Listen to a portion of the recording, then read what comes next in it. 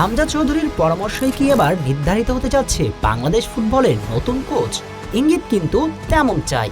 হামজা বাংলাদেশে অবস্থান করবেন 3 দিন, আর বাফুফেও ঠিক 3 দিন সময় নিয়েছে লাল সবুজের নতুন কোচের নাম ঘোষণা করার জন্য।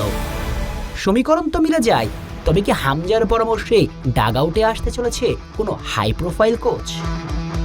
হামজার এই গল্পটা যেন অনেকটাই লিওনেল মেসি বা ক্রিস্টিয়ানো রোনালদোর প্রভাবের কথা মনে করিয়ে দেয়। প্রশ্ন উঠতেই পারে, হামজা চৌধুরী কি তবে বাংলাদেশ ফুটবলের মেসি রোনালদো হয়ে উঠেছেন? বিশ্ব ফুটবলের প্রেক্ষাপটে মেসি রোনালদোর সঙ্গে হামজার তুলনা হয়তো অমূলক, কিন্তু বাংলাদেশ ফুটবলে হামজার প্রভাব কি তাদের চেয়ে কোনো অংশে কম? বাফুফে যখন কোচ নির্বাচন নিয়ে দ্বিধাদ্বন্দ্বে, ঠিক তখনই তারা হামজার শরণাপন্ন হচ্ছে। শোনা যাচ্ছে হামজার পরামর্শেই বাফুফেতে আসতে পারে কোনো হাই প্রোফাইল কোচ। সেই নাম কি তবে রোজারিও মিকেল? ইঙ্গিত তেমন চাই। যতটুকু জানা গিয়েছে, এই ব্রাজিলিয়ানের জন্য বাফুফে বাজেটও বাড়িয়েছে। দাবি দাওয়ালের নেতৃত্বাধীন বোর্ড কোচের মাসিক বাজেট $30,000 থেকে বাড়িয়ে $50,000 উন্নতি করেছে। এসব গুঞ্জন যখন বাতাসে ভেসে বেড়াচ্ছে, ঠিক তখন ব্যক্তিগত ও বাণিজ্যিক কাজে লেস্টার সিটি থেকে নিজের শেকড় লাল সবুজের বাংলাদেশে ছুটে এসেছেন হামজা চৌধুরী।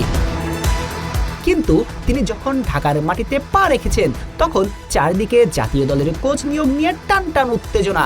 বাফুফের সংক্ষিপ্ত তালিকায় থাকা 10 জনের মধ্যে 3টি নাম এখন সবচেয়ে জোরালোভাবে আলোচিত হচ্ছে: ক্রিস কোলম্যান, ওলে নিকোলো এবং রোজারিও মিকেল। এই 3 জনের মাঝে দৌড়ে সবচেয়ে এগিয়ে আছেন 2016 অলিম্পিক জয়ী কোচ রোজারিও মিকেল। তিনি ইতিমধ্যে তার বেতন কমাতে রাজি হয়েছেন এবং বাংলাদেশ ফুটবল নিয়ে নিজের পরিকল্পনাও শুরু করেছেন, নিশ্চিত করেছেন রবিন মিয়া। তবে প্রশ্ন থেকে যায়, কোচ হিসেবে মিকেল কেমন হবেন? পুরো দল তার কৌশলের সঙ্গে মানিয়ে নিতে পারবে তো? ঠিক এই কারণেই সম্ভবত বাফুফে অভিজ্ঞ হামজার পরামর্শ নিতে চাইছেন। লেস্টারের এই তারকার অভিজ্ঞতালব্ধ মতামত নিয়ে নতুন কাউকে ডাগ আউটে বসাতে চায় দেশের ফুটবলের অভিভাবক সংস্থাটি। যদিও শুরুতেই বলা হয়েছে হামজা বাংলাদেশে এসেছেন মূলত বাণিজ্যিক কাজে, তবে এই সুযোগে বাফুফের সভাপতির সঙ্গে তার বৈঠক এবং চূড়ান্ত কোচ নির্বাচনে তার মতামত গুরুত্ব পাওয়ার সম্ভাবনা উড়িয়ে দেওয়া যাচ্ছে না। রোজারিও মিকেল নাকি অন্য কেউ কে থাকছেন ডাগ আউটে, তা হয়তো হামজা বাফুফে সভাপতির আলোচনাতেই পরিষ্কার হওয়া যাবে। শেখ শ্রাবণ অনিক, দ্য ওয়েব স্পোর্টস।